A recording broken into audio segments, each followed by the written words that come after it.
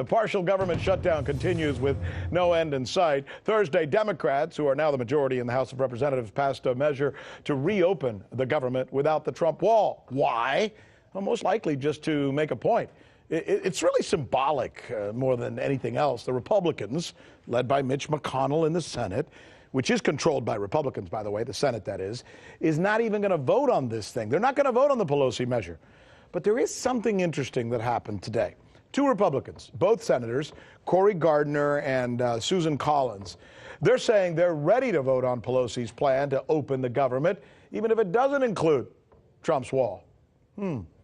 It's important to note that the very same my way or the highway approach that makes President Trump so attractive to his base is creating issues for his administration, not just domestically, but internationally as well. Here is RT correspondent Dan Cohen with a look at how world reaction to the United States has actually changed under Trump.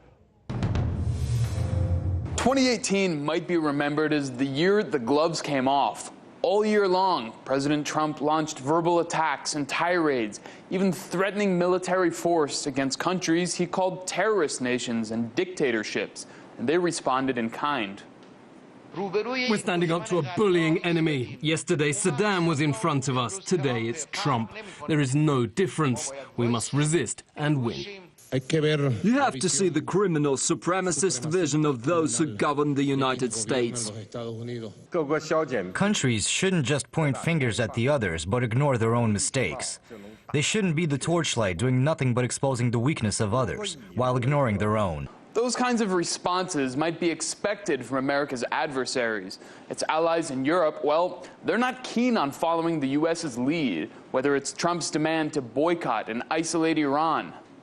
As the European Commission, we have the duty to protect European companies, so we now need to act. We believe that it is, and it has to be, up to the Europeans in this case to decide with whom to trade.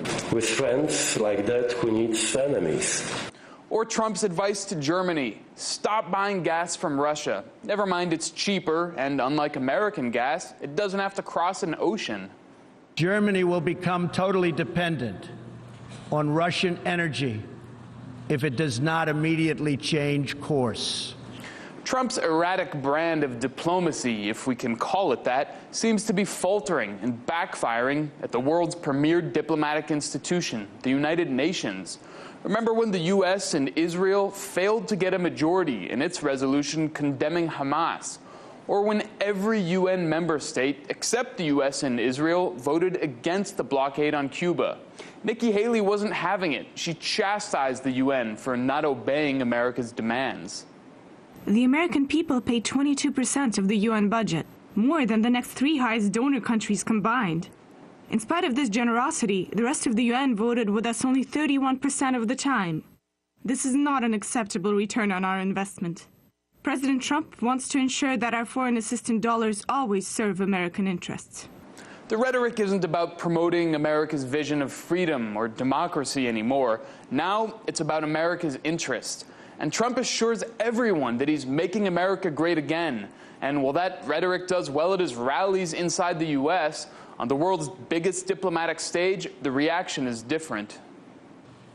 In less than 2 years, my administration has accomplished more than almost any administration in the history of our country.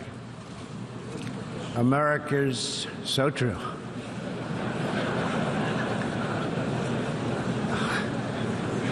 Didn't expect that reaction, but that's okay. Reporting in Washington, Dan Cohen, RT.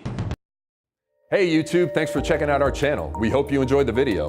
We have tons of content for you just like this. For more of RT America's one-of-a-kind news and analysis, be sure to subscribe and never stop questioning more.